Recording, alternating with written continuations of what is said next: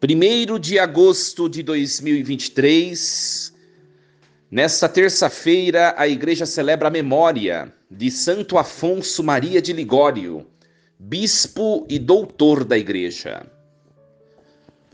Em nome do Pai, do Filho e do Espírito Santo. Amém. Meus queridos filhos e filhas, muito bom dia, vos acolho com a paz de Jesus. Louvado seja Deus. Hoje nós celebramos Santo Afonso Maria de Ligório.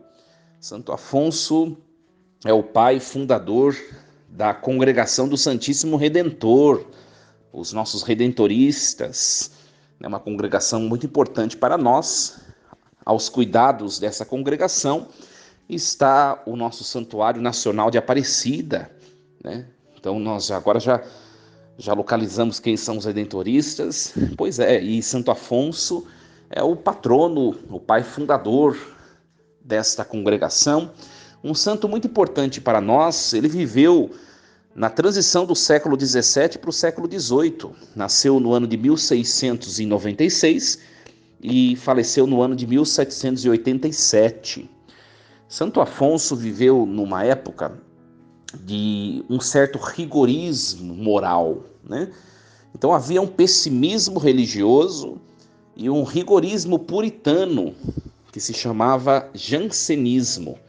O jansenismo pregava, ou melhor, exaltava muito a miséria humana, a fragilidade humana, e de tal modo que as pessoas que se voltavam para si mesmas e começavam simplesmente a exaltar o que é frágil, o que é ruim, o que é mísero, né, em si próprias, né, as pessoas deixaram até de buscar os sacramentos, né, pensando serem dignas ou pensando não ter dignidade, mesmo em estado de graça, de tocar o sobrenatural. Então foi muito pernicioso o jansenismo para a igreja. E Santo Afonso Maria de Ligório, ele constrói os seus textos, ele constrói uma moral belíssima, né? Coloca o ser humano como imagem semelhante de Deus, o ser humano como vontade de Deus na obra da criação, e coloca o ser humano, aquele mesmo que decaiu pela culpa, pela mácula do pecado, como possibilitado de retomar o seu estado de graça, de atingir, de viver a vida de Deus.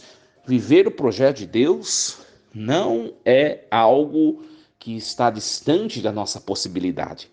Nós vamos ver nos textos de Santo Afonso, muito bonitos, né? O quanto que ele faz o ser humano voltar a si mesmo, a sua própria humanidade, mostra o pecado não simplesmente ou unicamente nos distanciar de Deus, mas o pecado nos distancia de nós mesmos, faz com que nós nos desumanizamos, né? Então a moral afonciana é uma moral muito bonita e muito importante para a igreja, muito importante os seus textos. Então hoje nós celebramos a memória desse santo. Santo Afonso Maria de Ligório, interceda por nós, para que nas dificuldades que nós temos de viver a palavra de Deus, naquilo que é tão desafiador na vivência do Evangelho, que nós o consigamos, né? Que nós nos configuremos ao ser humano Jesus Cristo, para assim vivermos a vida de Deus, né? Que Deus nos ajude assim. Meus queridos, nós vamos meditar nesta manhã o texto da primeira leitura. Nós estamos acompanhando o texto do Êxodo. Hoje a igreja nos apresenta o capítulo 33, versículos do 7 ao 11, o capítulo 34, versículo 5 e versículo 28. Naqueles dias, Moisés levantou a tenda e armou-a longe, fora do acampamento, e deu-lhe o nome de tenda da reunião. Assim, todo aquele que quisesse consultar o Senhor saía para a tenda da reunião, que estava fora do acampamento. Quando Moisés se dirigia para lá, o povo se levantava e ficava de pé à entrada da própria tenda, seguindo Moisés com os olhos até ele entrar. Logo que Moisés entrava na tenda, a coluna de nuvem baixava e ficava parada à entrada da tenda, enquanto o Senhor falava com Moisés. Ao ver a coluna de nuvem parada à entrada da tenda, todo o povo se levantava e cada um se prostrava à entrada da própria tenda. O Senhor falava com Moisés face a face, como um homem fala com o seu amigo. Depois Moisés voltava para o acampamento, mas o seu jovem ajudante Josué, filho de Num, não se afastava do interior da tenda. Moisés permaneceu diante de Deus, invocando o nome do Senhor. O Senhor passou diante de Moisés, proclamando: O Senhor, o Senhor, Deus misericordioso e clemente, paciente, rico em bondade e fiel, que conserva a misericórdia por 1000 gerações e perdoa culpas, rebeldias e pecados, mas não deixa nada impune, mas castiga a culpa dos pais nos filhos e netos até a 3ª e 4ª geração. Imediatamente Moisés curvou-se até o chão e, prostrado por terra, disse: Senhor, se é verdade que gozo de teu favor, peço-te, caminha conosco. Embora este seja um povo de cabeça dura, perdoa nossas culpas e nossos pecados e acolhe-nos como propriedade tua. Moisés esteve ali com o Senhor 40 dias e 40 noites, sem comer pão nem beber água, e escreveu nas tábuas as palavras da aliança, os 10 mandamentos. Palavra do Senhor. Graças a Deus. Meus queridos, eu gostaria de meditar junto de vocês 3 ideias desse texto, um texto riquíssimo, mas infelizmente no nosso pouco tempo não dá para esgotá-lo, mas 3 pequenas ideias. Moisés construiu fora do acampamento uma tenda que se chamou Tenda da Reunião, e ali Deus se mostrava, se apresentava para Moisés. Quando Moisés faz experiência com Deus, o povo ficava na porta, acompanhando-o com o olho, com o olhar. A nuvem baixava na porta e Deus se manifestava, falava com Moisés, esse é o versículo 11, Falava com Moisés face a face, como um homem fala com seu amigo. A primeira ideia para nós, meus queridos, a primeira ideia desse texto: Deus quer cultivar conosco uma relação ou um relacionamento de amizade, face a face. Deus falava face a face com Moisés como um amigo fala com o seu amigo, diz o texto. Uma pergunta para nós nessa primeira ideia: o nosso relacionamento com Deus é um relacionamento de amizade? Ou Deus para você, meu querido, minha querida, ainda é uma ideia, uma abstração, ou algo que está tão distante que eu não posso alcançar? É a primeira pergunta, Deus quer falar face a face, Ele quer ser próximo. O que quer dizer face a face? Quer dizer proximidade, intimidade. Sabe por que é importante refletirmos isso? Porque tem muita gente que vem das nossas assembleias dominicais que tem um relacionamento com Deus muito estranho. A pessoa unicamente vem na missa de fim de semana e depois ela vai levando a vida dela como se não existisse igreja, Deus. Não estou nem falando de pecados, porque isso aí todo mundo tem, não estou nem falando de pecados. Estou falando de um movimento espiritual nos nossos dias. Você conversa com Deus? Você conversa com seu anjo da guarda? Você pede a proteção para o seu anjo da guarda? Você fala com Deus? Você pede a proteção de Deus? Você fala: Senhor, o que eu devo fazer hoje? O que eu devo fazer nessa situação? Senhor, me ajuda. Senhor, não sei o que. Senhor, abençoa tal coisa. Senhor, abençoa minha refeição. Senhor, você invoca o nome de Deus no perpassar dos seus dias? Ou Deus de verdade tem sido, como eu acabei de dizer, simplesmente um momento ou uma horinha da sua semana que você vai na missa? E quando você vai? Então o desejo de Deus é que nós o busquemos e estejamos com Ele face a face, rosto grudado com rosto, intimidade, tal como amigos são íntimos. Para você refletir, converse mais com Deus. né? Acenda mais uma velinha, faça sua oração, mas também no seu dia a dia, converse com Deus. Senhor, abençoe meu trabalho, Senhor, abençoe seus filhos, traça o sinal da cruz na fronte. E a gente precisa viver, resgatar alguns costumes que foram se perdendo de acordo com essa sociedade secularizada. Porque esses bons costumes, eles nos ajudam e nos aproximam de Deus. Segunda coisa que eu gostaria de partilhar deste texto é o jeito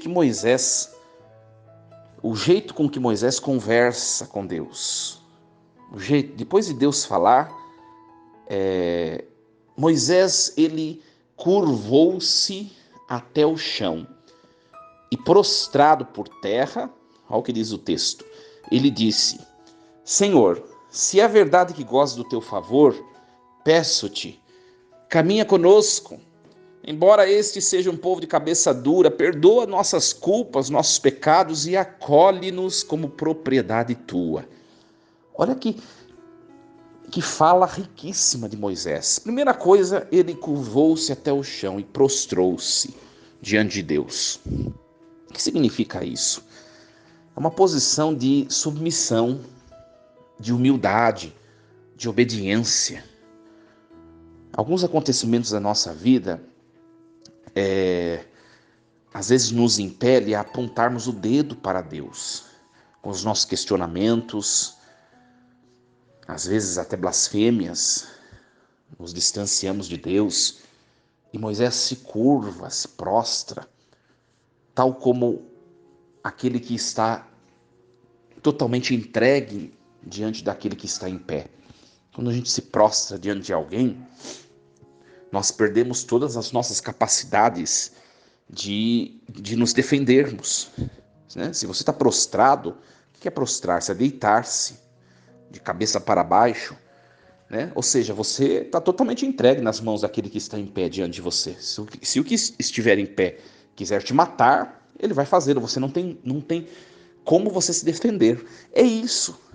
É depender de Deus, é estar aos cuidados de Deus, é se entregar aos cuidados de Deus. Não sabemos o que Ele vai fazer de nós, mas nós estamos prostrados, inteiramente entregues à sua vontade. Faça o que o Senhor quiser. E é isso que o Moisés fala na sua oração, né? Se gozo do teu favor, caminha conosco. Olha que bonito. Nós temos invocado o nome de Deus e trazemos em nosso coração esse desejo, essa vontade de fato? Será? Nós pedimos para Deus: Senhor, caminha conosco, eu tenho que fazer tal coisa, tal decisão eu tenho que tomar, ou tal projeto eu estou correndo atrás, caminha conosco. Você consagra, né, os seus empreendimentos, os seus desafios, as coisas que você está tendo de correr atrás, você tem consagrado ao Senhor e pedido como Moisés: caminha conosco, acolhe-nos como propriedade tua. Olha que bonito. Você tem consagrado aquilo que você tem, a luta do seu dia a dia, como uma luta do próprio Deus? É propriedade tua, Senhor, está nas tuas mãos. Se você não fez, faça experiência. Quem se entrega para Deus nunca mais deixa de fazê-lo, porque percebe que Deus, quando Ele recebe alguma coisa nas suas mãos, Ele não deixa inacabada, Ele vai até o fim. E a última coisa que bonita para a gente meditar é o último versículo, 28. Moisés esteve ali com o Senhor 40 dias e 40 noites, sem comer pão nem beber água, e escreveu nas tábuas as palavras da aliança, os 10 mandamentos. O que quer dizer isso? Diante de Deus há uma exigência quase que natural de atos penitentes. Moisés fez jejum, né? Moisés fez jejum. Ora, se Moisés, um homem que conversava com Deus face a face, fez jejum para poder ouvir a Deus e escrever os mandamentos de Deus nas tábuas, quanto mais eu e você, que somos às vezes tão distantes de Deus pelos nossos pecados, pelos nossos ímpetos. Meus queridos, qual a conclusão desse último ponto de reflexão? Que a gente precisa fazer penitência. Não estou falando para você que você precisa ficar fazendo jejum. Ai, vou ter que fazer tal coisa na minha vida, fazer tal coisa, tudo eu vou fazer jejum. Mas pequenas penitências. Pequenas penitências. Sabe, eu falava hoje na minha homilia, na minha paróquia aqui, esse fim de semana, que eu dava o aviso da Semana da Família. Nós vamos ter Semana da Família, agora em agosto, do dia 20 ao dia 26. Eu falo, olha, quando você encara uma campanha de oração como essa, que é a semana inteira, encare como penitência. Faça o propósito. Se você tem algum compromisso, mova na sua agenda, dê um jeitinho, remarque e reserve todos esses dias, esses 7 dias de campanha, como penitência. Escreva os seus pedidos todos os dias, entregue. Ninguém precisa ficar sabendo, mas encare esse tipo de coisa como é uma penitência. Mas as pessoas vão fazendo as coisas, vão levando de qualquer jeito, sabe? Vai um dia, depois não vai no outro, não sei o quê, não reza um terço, né? Se você está passando por um momento difícil na sua vida, faça uma novena de um santo. As devoções nos ajudam tanto, minha gente. Você está passando por uma aprovação, você percebe que o inimigo tem tentado derrubar, faça uma novena de São Bento, né? Tem até as orações de São Miguel Arcanjo, pelas quais eu tenho muito apreço, né? Se é uma coisa muito grave que você tem enfrentado, você percebe a ação do inimigo tentando te derrubar, faça uma quaresma de São Miguel, mesmo fora de época, faça no seu ano. Aliás, nós estamos nos aproximando da quaresma, né? Enfim, são muitos exemplos que podiam ser dados. Pequenas penitências. Pequenas penitências. Eu tenho o hábito de chupar bala de manhã, hoje eu não vou chupar. E no momento que eu tenho um hábito de chupar bala, eu vou rezar uma Ave Maria e vou lembrar daquela intenção. É uma penitência tão pequena e tão insignificante. É um exemplo que eu estou dando, né, evidente. Mas você tocou o transcendente nesse momento tão pequeno. E com esse gesto tão pequeno. A gente precisa encarar a vida mais espiritualmente. Você está vendo algum conflito no seu seio familiar? Vai lá e faça alguma penitência. Enfim, que Deus nos ajude a compreender isso, que Moisés seja para nós hoje esse belo exemplo, né, daquele que vive a intimidade com Deus, e que hoje peçamos a intercessão de Santo Afonso Maria de Ligório, que nos protege e reza por nós. Força e coragem, em nome do Pai, do Filho e do Espírito Santo. Amém. E lembremos-nos sempre, Deus está no comando de tudo.